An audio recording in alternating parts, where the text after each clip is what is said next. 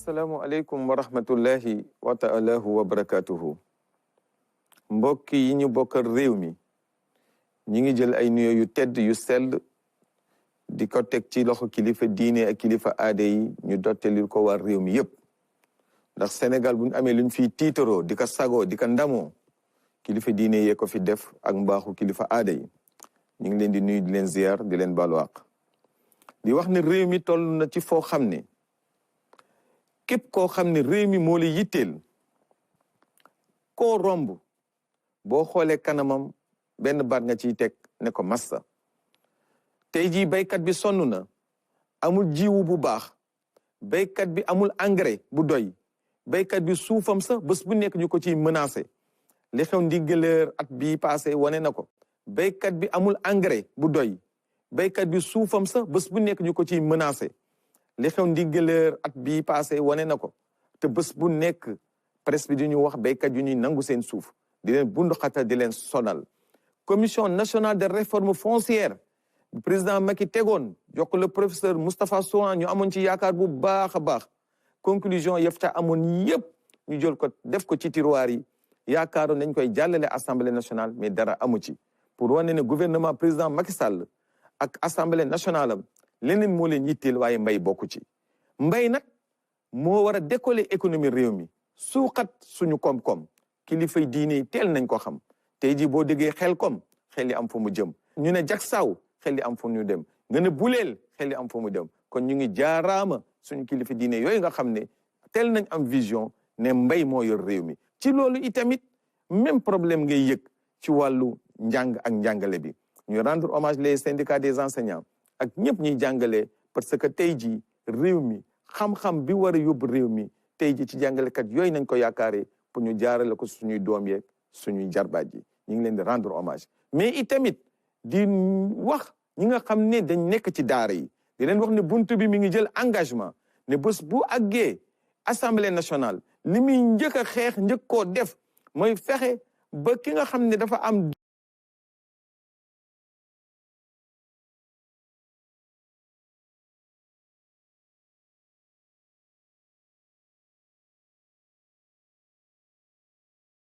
daara ñu mettre ko dans les mêmes conditions ak ki nga xam ne tey jii ci école française lay yóbbu doomam état warlul ko classe warlul ko maître warlul ko fourniture warlul ko sax nee na yëre yoo xam ne war na ko sol tenue ñetteel bi muy ci wàllu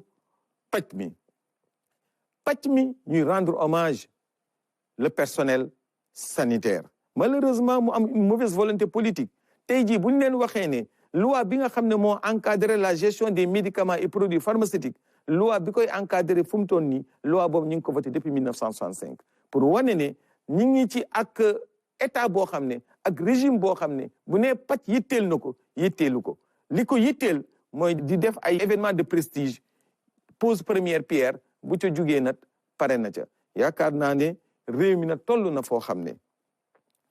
dëgg-dëgg ñu ñaan suñu askan élection législative ñu jëm élection yu am solo la ci réew mi di leen wax ne ñu voteel buntu bi ndax voteel buntu bi dëgg-dëgg mooy jëlee fi ñi nga xam ne dañoo manko déggoo bennoo ci tas yaakaaru askan bi say su ne ñu leen di tàllal loxo ñu xàmme bulletin bu bleu la ñu jël engagement sol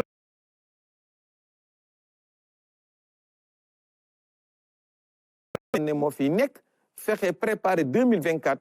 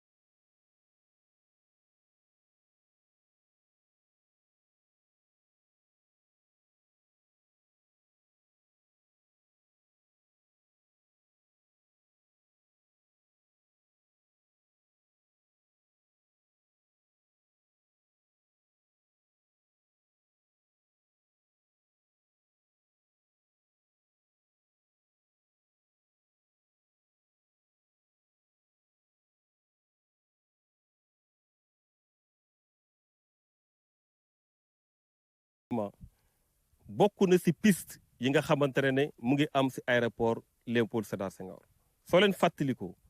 en 2012 le président Macky Sall bi nga xamante ne mooy jiitu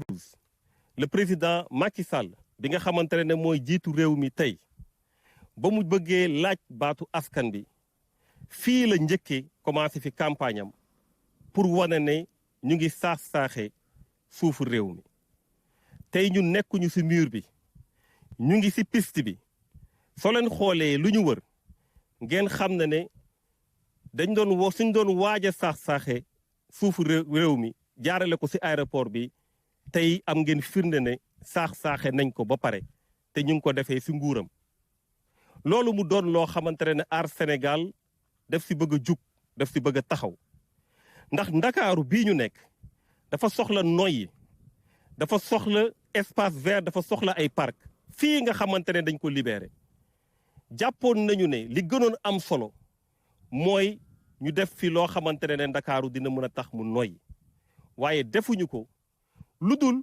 saax-saaxe ko pour jël ko def ko seen alalu bopp su doon sax dañ ko joxaat askan bi mais dañ ko joxe ñoom ci seen biir dañ ko saax-saaxe pour seen bëgg-bëggu bopp loolu nag nga xamante ne mooy politique foncière bu ñuy gis ak président Macky Sall moom la ñu gis ci lépp moom la ñu gis fépp moom moo nar a sonnal askan bi suñu roog génnul Dakar soo demee rek ci wetu géej gi ñu koy wax littoral bi nga xamante ne sénégalais yi war nañ fa mën a egg tey fexe nañ ba sénégalais yi amuñu accès ci géej gi amuñu ko ci biir ndax nappkat yi mënatuñu napp amuñu ko tamit ci biti ndax ci tefes bi pour nga jot ci problème la ndax jël nañu lépp loo xamante ne suufu tefes bi la ñu saax-saaxe ko tamit ba nga xam ne sénégalais yi mënuñu ci am accès soo demee tey jii ci filao yi nga xamante ne bande filao yu nekk Géejawaay gis ngeen ñu koy dindi bëgg fa def ay jumtukaay yi nga xamante ne ay nit ñoo fa war a dëkk sooy xool tey lu mel ni forêt classée yi nga xamante ne lu am solo la pour suñu environnement ñu ngi koy déclassé di ko jox ay nit te baadoolo yi ñoo xamante seen loxo jotul seen ginnaaw amul kenn koo xamante ne gis nga ci seen bopp lu dul lu ñu lijjanti ci seeni biir loolu nag mooy politique foncière bi nga xamante ne suñu moytuwul dina indi musiba ci réew mi ndax ñi ci war a gis seen bopp gisuñu ci seen bopp moo tax ñun Aar Sénégal dañ ne politique foncière u Sénégal duñ ko bàyyee kenn mu koy def nu mu ko neexee pour jël alal di ko def ci poosam politique foncière Sénégal dinañ ci teg lu ñu mën xar ci suñu tànk tubéy pour que sénégalais yi ñu gis seen bopp pour que ñu def liggéey boo xamante ne sénégalais yépp dinañ jàpp ne ñun Sénégal lañ fi nekkal waaye nekkuluñ fi suñu poche moo tax ci suñu programme ñu am lu ñuy wax contrat de législature dafa am pàcc bu ñu tuddee gouvernance foncière ci pàcc boobu li jëm ci fexe ba foo xamante ne waruñu fa dëkk ñu fay dëkk ba indi ay inondation dinañ fexe ba mu jóge fi su dee foo xamante ne dafa war a nekk forêt classée ñu war a conserver suñu environnement ñu koy dagg di ko saax-saaxe dinañ fexe ba dootul amati foo xamante ne dañ fa war a nooyee ñëpp war ko mën a jëfandikoo ñu fexe ba sénégalais yi ñu am fa ay espace vert suñu littoral bii nga xamante ne sénégalais bu ne war na fa mën a egg war na mën a dem ci géej gi ñu fexe ba sénégalais ñu dem ci géej bi donc lépp loo xamante ne mën nañ ko pour que Sénégal mbirum suufam mu delluwaat ci askan bi ñu koy gérer façon bi nga xam ne askan bi dinañ ci gis seen bopp Aar Sénégal pare na pour def ko moo tax ci contrat de législature bu ñu am mu doon firnde bu wóor mu doon firnde bu mot sëkk boo xamante ne def nañ ko ci moo tax dañ leen di wax rek ngeen woteel seen coalition Aar Sénégal parce que li ñu mbëbët yëpp def ko ci contrat de législature bi pour ñu mën ko yeggale il faut que ñu dem toogi assemblée nationale ñu nekk sama ginnaaw ak ñu ñëwul xam ngeen leen ci seen parcours xam ngeen leen ci bëgg bu ñu bëgg Sénégal xam ngeen ne lépp lu ñu leen dig dinañ ko def asalaamaaleykum wa rahmatullah wa taala wa barakatu. Je suis prêt à agir avec éthique pour avoir le Sénégal. La coalition alternative pour une assemblée de rupture Aar Sénégal a prévu de se rendre demain à Diaoubé, Vélingara et Kolda. Troisième coalition a voulu livrer son message dans cette seconde tranche du journal de la campagne, la coalition Yewwi Askan Wi. Chers compatriotes, au troisième jour de la campagne législative, je voudrais demander à tous, sans distinction d'opinion, d'avoir une pensée pour nos compatriotes qui ont payé de leur vie en défendant la démocratie.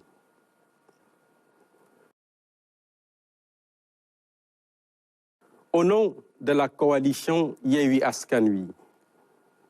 je renouvelle nos sincères condoléances aux familles éplorées et prie Allah pour qu'il leur accorde le paradis éternel. Chers concitoyens du Sénégal et de la diaspora, le 31 juillet 2022, vous avez rendez-vous avec l'histoire. Vous serez appelés à élire les députés pour vous représenter à l'Assemblée nationale. Un moment singulier de la vie démocratique d'une nation. Un moment de choix du peuple souverain pour une prise en charge adéquate de ses préoccupations par la représentation nationale. Le bilan de la 13e législature qui vient de s'achever prouve à suffisance l'état de mort cérébrale de l'institution où le peuple délègue ses représentants pour exercer le pouvoir législatif. Malgré la volonté et la détermination des députés de l'opposition et des non-alignés, la majorité mécanique de la mouvance présidentielle a fonctionné à plein régime, par le refus du contrôle de l'action gouvernementale, ignorant ainsi les normes de l'IMOA relatives au budget programme. Chers Sénégalais, si vous nous faites confiance en nous accordant la majorité, l'intercoalition Yewwi Askan Wi Wallu Sénégal s'engage à faire renaître de ses cendres l'intercoalition Yewwi Askan Wi Wallu Sénégal s'engage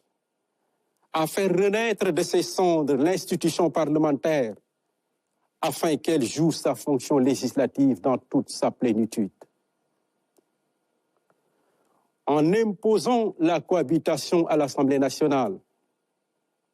nous veillerons sur la rationalisation et la priorisation des dépenses publiques.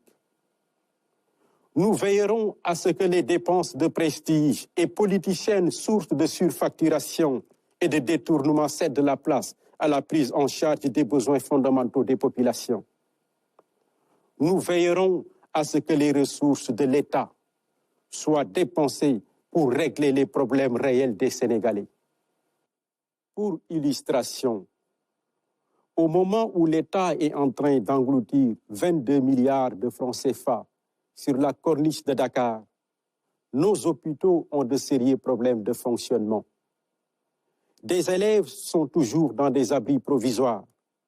Aucun effort n'est consenti pour maintenir les prix du marché dans la limite du raisonnable.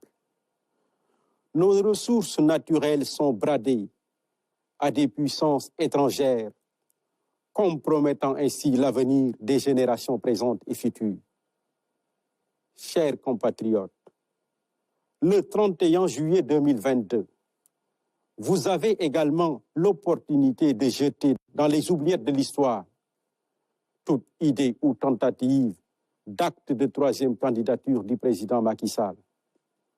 L'heure de restaurer l'image d'une Assemblée nationale modèle au service exclusif de l'intérêt des populations a sonné. Ainsi, nous appelons à la mobilisation de toutes les catégories sociales pour une victoire éclatante au soir du 31 juillet 2022. Vive l'intercoalition Yewwi Askan Wi Wallu Sénégal, vive le Sénégal.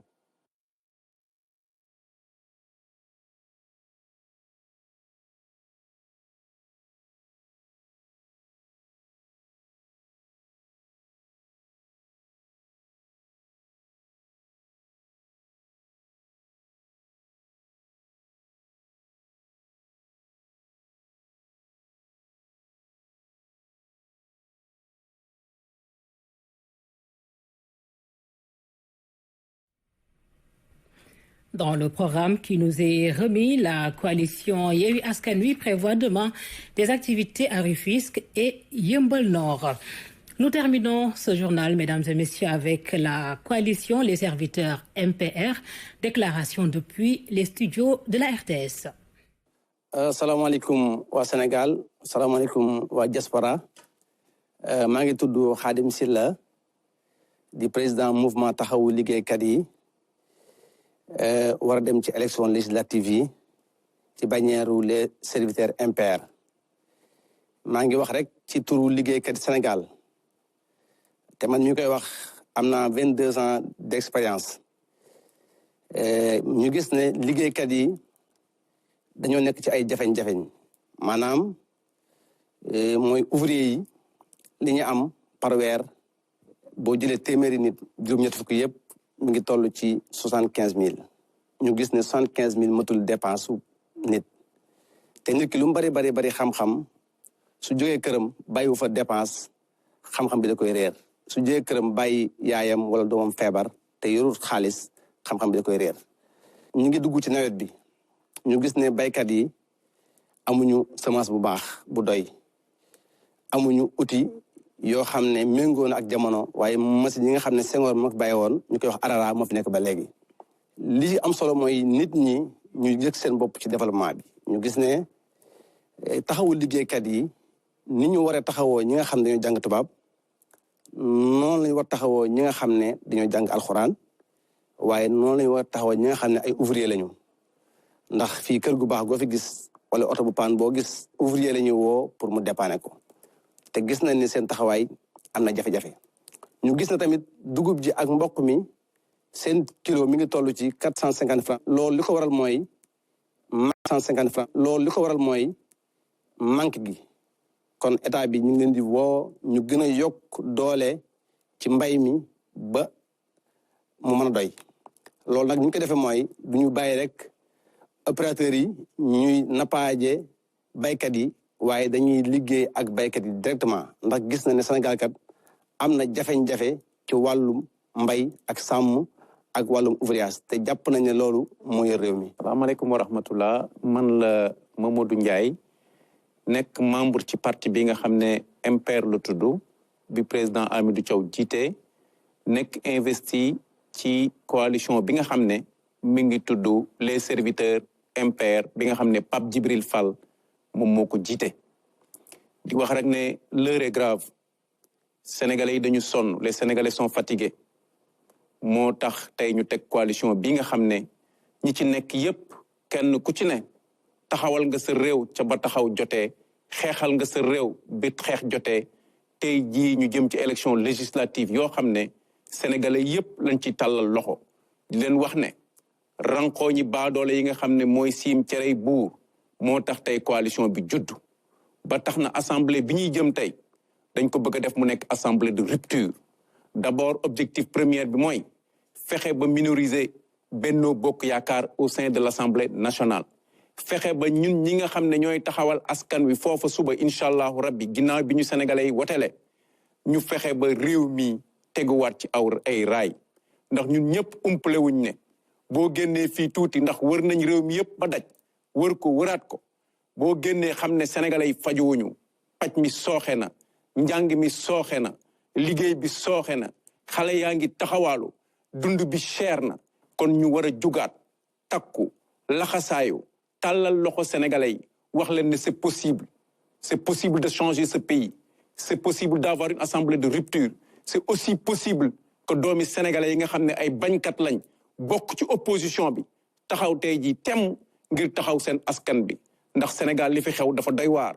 loola nag bokk na ci li nga xam ne coalition bi nga xam ne mooy les serviteurs MPR taxaw nañ ci tem ngir xeexal réew mi taxaw nañ ci tem ngir une assemblée de rupture. maa ngi woo waa Sénégal yëpp ci meeting bi ñu war a amal le 15 ca Mbacké ak karawaan bi nga xam ne mouvement taxawu liggéeykat yi moo koy def ak les serviteurs MPR ñu ngi ci woo Sénégal yi yëpp ñu ngi ci woo kilifa diine yi waaye ñu ngi ci woo ouvrier yëpp ñu ngi ci woo sama mbokki boulanger yi pour ñu mën a ñëw wax seen jafe-jafe ndax ku wax solution avant nga koy wax jafe-jafe kon ñu ngi leen di woo yéen ñëpp ci meeting bi ñuy def la 15 ca Mbacké di ci woo waa Sénégal yëpp wasalaamaaleykum wa rahmatullah